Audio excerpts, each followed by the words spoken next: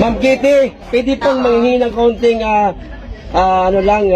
speech lang para po sa mga kababayan natin. So, yun sa mga kababayan ko, yun nga, patuloy lang yung pagdasal natin. Huwag natin kalimutan kumain at matulog. Magpahinga tayo, tapos wag na natin silang patulan. Doon na tayo babawi sa eleksyon. Tapos, alagaan yung mga katawan, ha?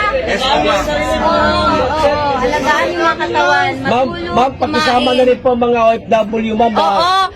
Nakita ko sa sa internet ang daming mga protest, mga prayer rally ng mga OFW. So maraming salamat sa inyo lahat. Yes, ma'am. So malaking bagay to para sa akin at sa pamilya ko. Kasi wala kaming hinihingi, yung dasal nyo lang, yun lang, okay na kami dun. Dasal at suporta, yun lang talaga.